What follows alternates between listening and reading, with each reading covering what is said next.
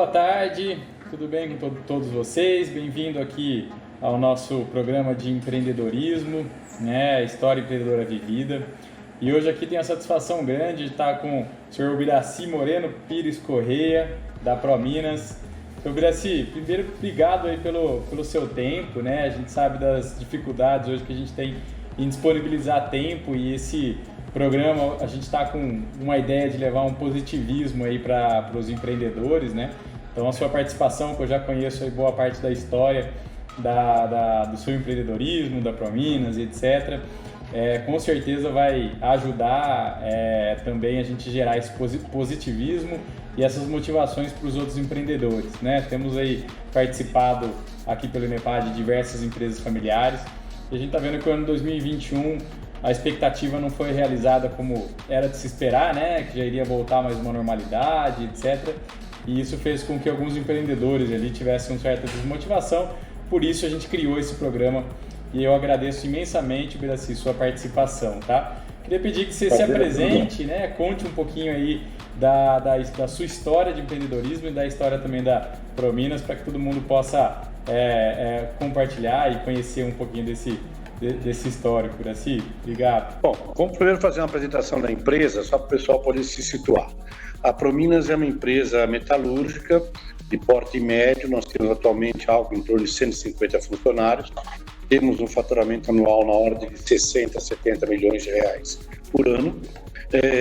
Nós fabricamos perfuratrizes para poço artesiano e equipamentos de saneamento para a parte tanto de limpeza de galeria de esgoto como para a parte de pré-tratamento de esgoto. Tá? São duas áreas muito bem servidas, vamos chamar assim, pelo governo. Então, em ano como este, que o governo não tem dinheiro para nada além de vacina, nós estamos sofrendo um bocado para poder sobreviver. Tá?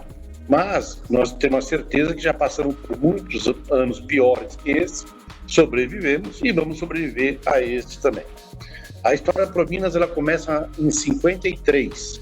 Ela foi fundada por um senhor canadense que veio ao Brasil fazer manutenção de algumas máquinas de mineração, por isso o nome ProMinas, porque o início dela era mineração.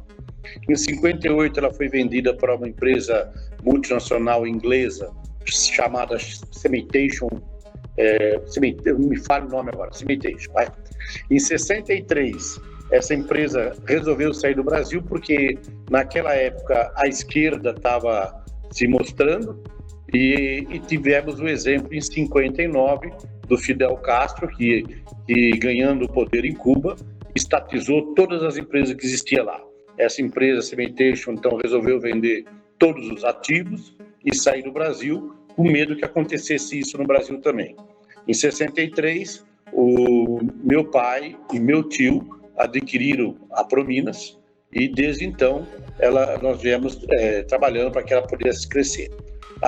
Em 79, esse meu tio veio a falecer, entraram novos sócios na empresa, e depois desses novos sócios, em 2005, esses novos sócios saíram da empresa, meu pai ficou sozinho.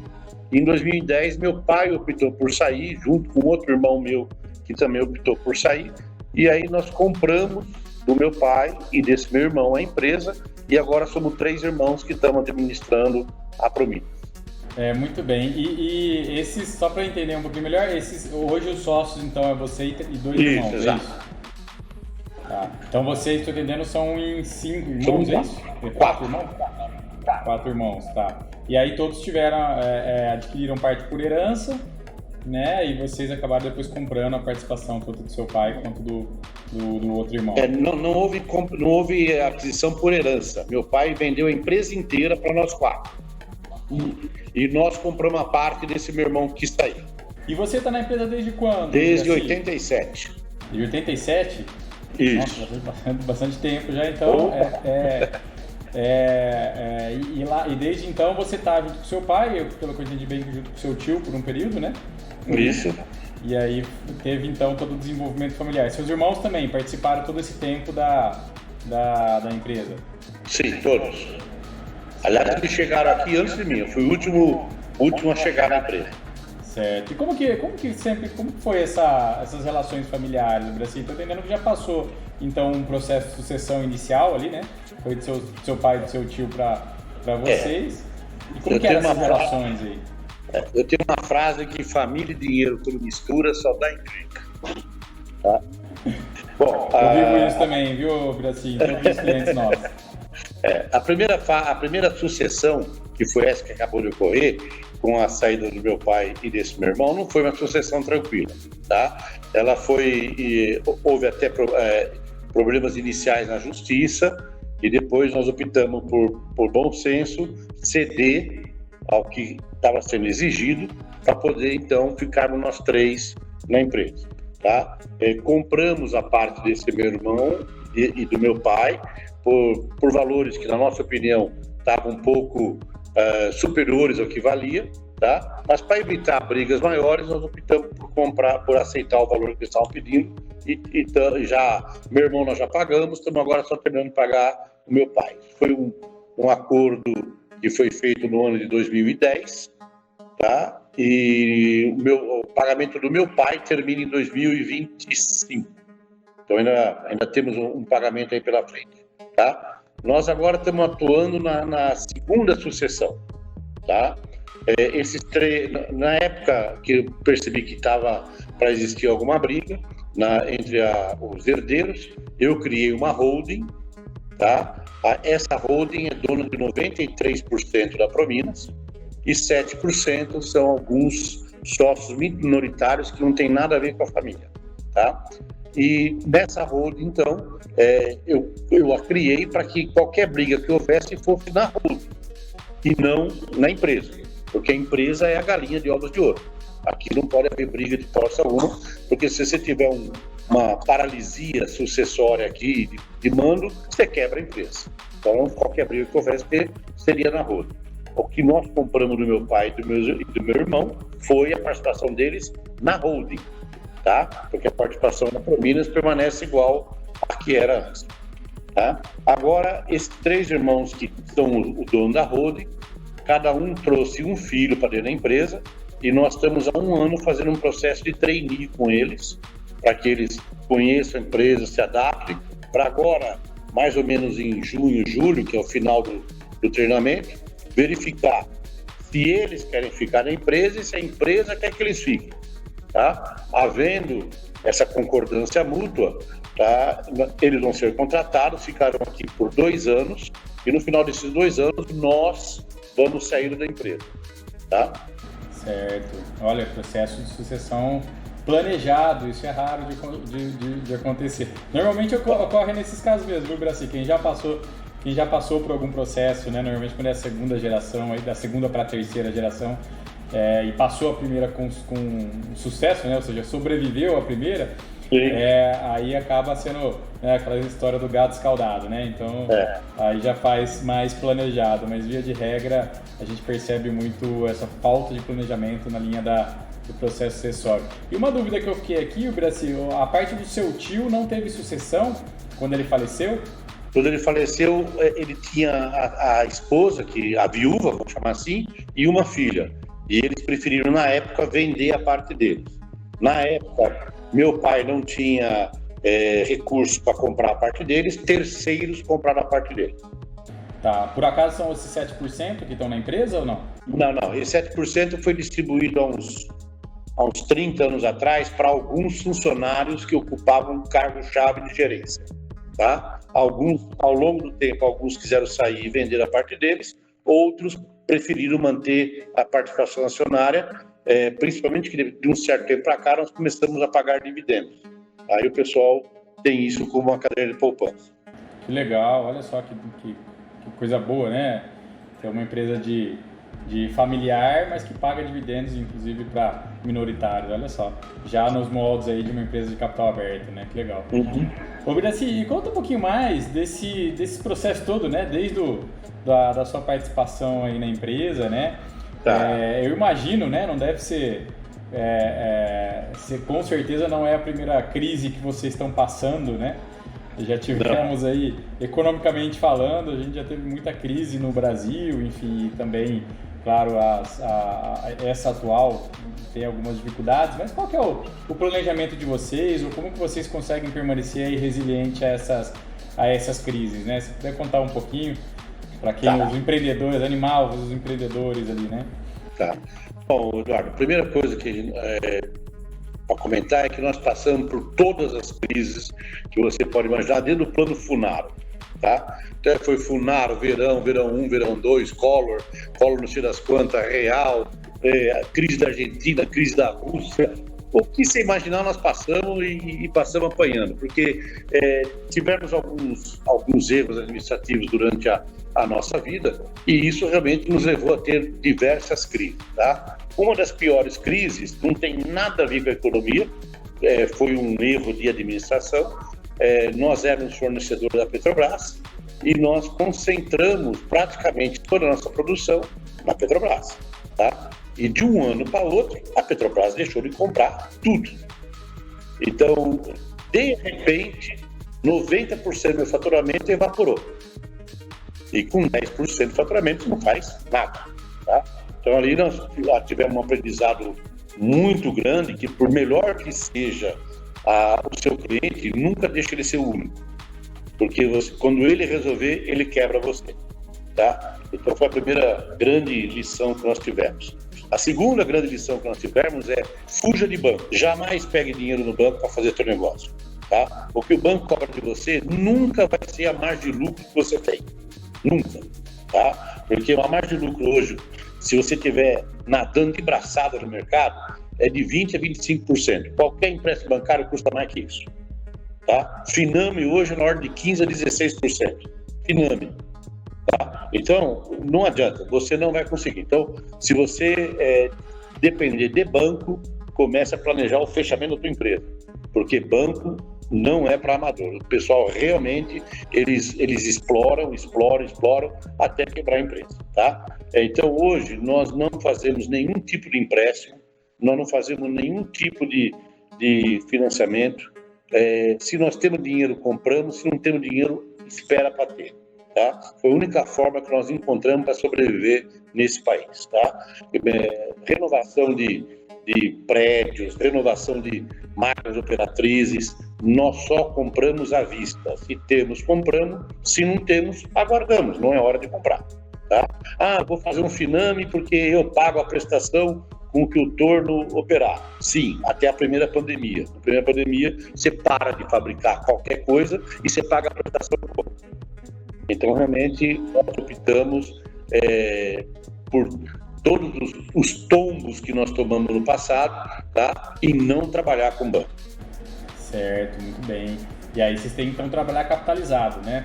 Capitalizado, sim. Dois exemplos bem interessantes, viu, Biraci? Porque você sabe que a gente, nas reuniões aqui de conselho com os nossos clientes, né? Claro que nem todos, mas uma grande maioria tem uma dificuldade grande em entender dois pontos importantes. O primeiro é que aqueles planejamentos que a gente costuma levar, né? De falar assim, olha, vamos avaliar concentração de clientes, né? Vamos avaliar a concentração de fornecedores, né? Que às vezes esse mesmo problema acontece também com o fornecedor, né? Você está centrado em um único fornecedor ali e de repente o cara para de te fornecer.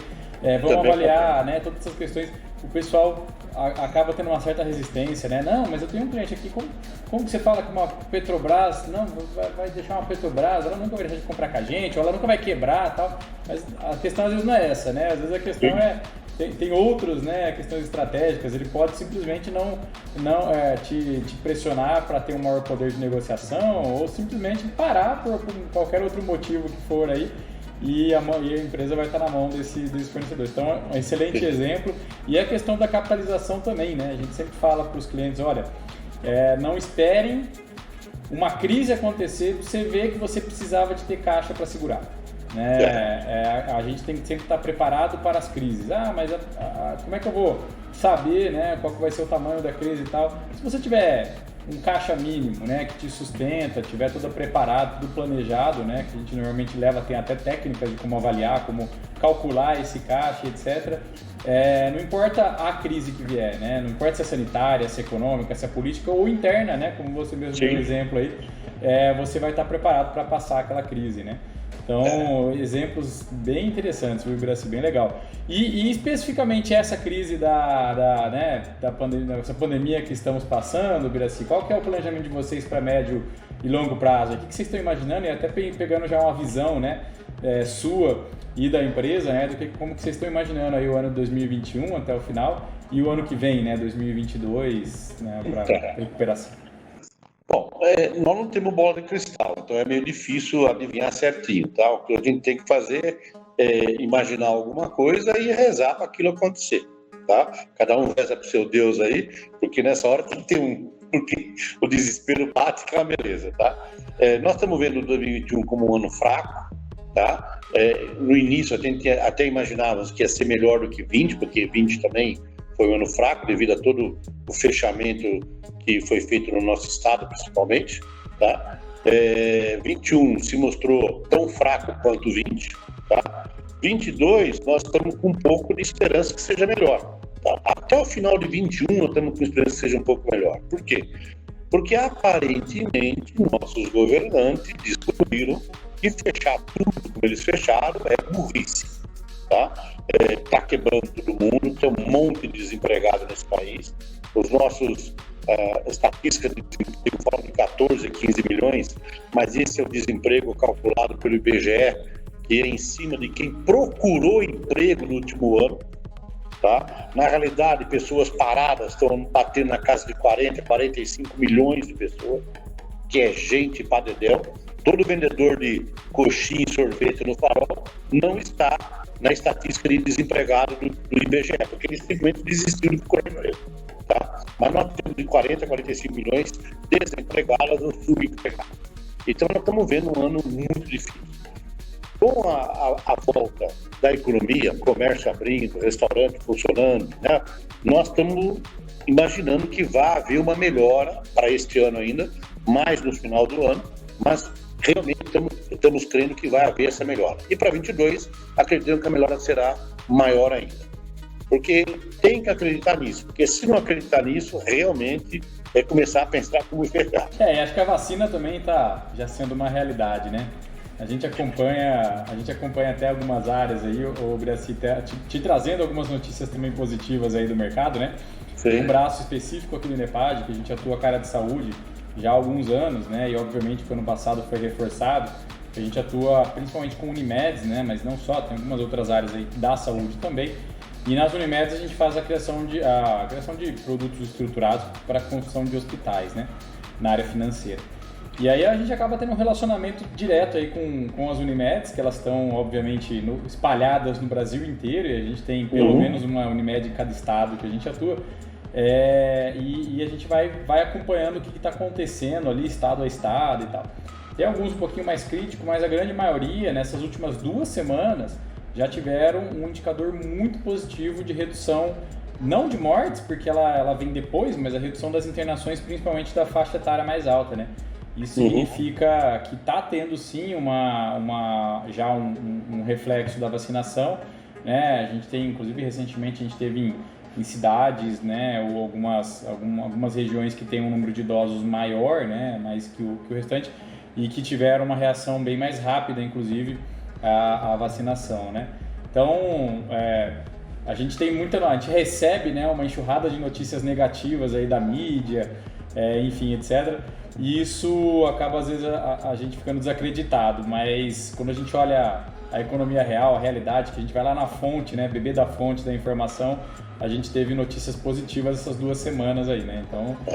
Eduardo, com relação à Covid, a minha opinião sincera é que, mais do que uma doença, ela foi uma arma política que foi utilizada demais aí entre A e B, não vou nem discutir o nome deles, tá? Entre A versus B, tá? Se você for analisar, a mídia fez um terrorismo que todo mundo acha que é o final do mundo, vai morrer todo mundo, tá? E na hora que você vai olhar a estatística, morre menos que 0,2% da população. Então, é muito pequeno. E outro detalhe, no Brasil não se morre de mais nada, nem de AVC, nem de ataque cardíaco, nem atropelado, só se morre de Covid, tá? Então, não dá nem para confiar nesses números. A vacina, ela é interessante, por quê? Porque se ela serve ou não serve, ela dá aquele ponto positivo. Fui vacinado, estou salvo. Então, pode ser que mude um pouco realmente o humor das pessoas. Espero que sim. Espero que não só mude o humor, mude, que funcione de fato e que o segundo semestre a gente comece a voltar na normalidade, aí, vamos dizer, né? Aqui na nossa empresa são exatamente 135 funcionários. Nós já tivemos 25 casos. Nenhum deles aqui dentro foi... A mulher é enfermeira, o pai pegou no banco, não sei o quê. Mas dos 25, nenhum caso foi grave. Inclusive, meu filho é um desses 25. Ah, entendi. Eu também já peguei, também foi super tranquilo, graças a Deus. Ô, Guiraci, e o que você enxerga agora, né? Olhando para essa crise, né? Olhando esses 2 anos aí, o que você enxerga para os próximos períodos também como oportunidades? A gente sabe que toda a crise, acho que vocês passaram aí aquela história, né? No mínimo, a crise ela vai trazer um fortalecimento, né? Então, dessas crises que vocês passaram no passado, é como você falou, vocês aprenderam muito e isso, em tese, já é um benefício, já é uma oportunidade. Mas essas crises, elas estão trazendo, talvez, oportunidades tecnológicas, até para negócios específicos, né? Não sei se o negócio de vocês teve algum impacto importante aí de tecnologia e também de oportunidades, mas eu queria ouvir sua percepção aí de oportunidades geradas pela crise. Tá. Bom, primeira coisa de oportunidade, é meio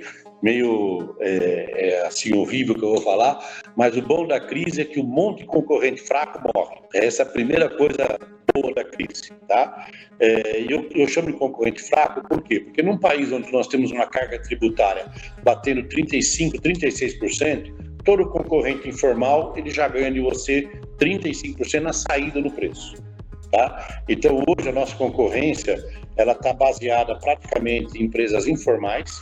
Isso é muito ruim, tá? Empresas que vendem por preços aviltantes, é aquela famosa ideia de vou vender o almoço para comprar o jantar, tá? Então a gente tem sofrido bastante com isso. Então, com a crise, a primeira coisa que a gente percebe é que alguma dessas empresas vai desaparecer. A segunda coisa que nós percebemos é que não é bem a crise, mas dentro da filosofia do brasileiro, a ideia de comprar um produto que dure, tá, foi substituída por comprar um produto barato, tá? Então nós estamos reavaliando todas as nossas linhas, tá? Não abrimos mão da qualidade, ainda queremos um produto de qualidade, mas reduzindo tudo que pode ser reduzido nos custos desses equipamentos para poder competir com os nossos clientes, com os nossos concorrentes, em valores bem abaixo do que nós vendemos hoje, tá? De um certo momento, nós vamos ter uma redução do faturamento, porque se eu vendia por 10, eu vou começar a vender por 6, tá? Mas do outro lado, se eu conseguir ganhar o mercado, se eu vendia 1, eu vou passar a vender 2, então eu vou ter um faturamento para 12, tá? Então nós estamos trabalhando hoje nesse sentido de reduzir os preços do produto. Eles vão ser produtos de qualidade ainda, mas não vão ser mais produtos que duram 20 anos. Eles vão se acabar em 3, 4, 5 anos, como são todos os produtos que concorrem conosco no mercado hoje. Certo. E vocês chegaram a ter alguma espécie de adquirir algum concorrente que nesse período não estava legal, alguma coisa nesse sentido? Olha, nós temos o maior pavor de fazer isso, porque a gente não tem a menor ideia de qual o passivo trabalhista dele, tá? E o passivo trabalhista quebra qualquer empresa boa. Então, realmente, nós nem cogitamos a ideia de comprar concorrentes. Entendi. Porque às vezes aproveitar o momento ruim deles, né? E pudesse ser também com uma oportunidade. E outro detalhe também, você compra o concorrente, ele abre mais 3. Entendi. Então, na verdade, você acaba absorvendo indiretamente a carteira ali por conta de mercado mesmo, né? E vocês aderiram ao home office, ou aí? Como uma redução de custo, coisa nesse sentido ou não? Não, a Prominas trabalhou normalmente na pandemia inteira, não fechou nenhum dia, trabalhamos normal. Nos momentos que nós tivemos praticamente total falta de pedidos, nós demos férias, tá? Antecipamos férias até 2022, inclusive, tá? Então, por quê? Porque o nosso pessoal, nós não produzimos em alta série, nós produzimos sob encomenda. Então, o nosso pessoal é altamente treinado a fazer diversos tipos de produto. Então, eu mandar embora o funcionário e recontratá-lo para treinar daqui a 6 meses me custa muito. Então, nós preferimos dar férias e manter a folha, mesmo sendo um pouquinho acima do que a gente estava vendendo. Entendi, muito bom. Esse é um mercado que vocês trabalham que é muito tailor-made, né? Muito feito sobre encomenda. Então. E qual que foi o comportamento dos clientes e fornecedores do Brasil? Vocês tiveram problema com eles nesse período? Nós tivemos muito problema com o fornecedor. Primeiro matéria-prima, a parte de aço, não sei se você acompanhou, mas, por exemplo, só para você ter um exemplo, este ano aqui o aço inox subiu 35%. Este ano, tá? Se você pegar os últimos 12 meses, o aço inox subiu mais de 100%. Em alguns casos, tivemos 130% de aumento, tá? Fora isso, nós tivemos um outro problema que foi desaparecimento de componentes, tá? Um grande fornecedor nosso é a MWM, fabricante de motores. Esses motores são utilizados em diversos caminhões fabricados no Brasil, então não é nenhuma fabriquinha de motor, é uma baita de uma fábrica de motor. Ela resolveu tirar um grupo de motores de linha e substituir por uma família nova. Ela tirou a família velha de linha e não conseguiu entrar com a nova, sumiu o motor da praça, tá? E da mesma forma sumiu mais um monte de componentes, além de todos sofrerem aumento. Porque se o aço sobe 100%, todos os componentes de aço também vão subir. Então nós tivemos uma inflação muito grande dentro dos nossos pedidos, dos nossos produtos aqui na província. Entendi. Muito bem. Olha, Buraci, o papo tá bem legal. A gente tem um compromisso aqui com o nosso espectador de manter as entrevistas em 30 minutos, né? Acho que tinha até te adiantado antes. A gente está batendo os 30 minutos aqui, na verdade até passamos já um pouquinho. Tem muitos outros assuntos que eu queria explorar ainda aqui, toda a parte ainda de controles, de governança e etc. Vou até deixar aberto aqui, Buraci, de repente uma segunda entrevista, um segundo bate-papo, aí a gente possa explorar outros assuntos. A gente tem recebido também muitas vezes dos espectadores nossos aqui pelas redes sociais, às vezes perguntas e etc. Então eu queria, além de agradecê-lo novamente pela participação, por todo o empenho aí em nos passar um pouquinho de como que vocês estão enxergando, do histórico, do presente e do futuro, né, da Prominas, do mercado.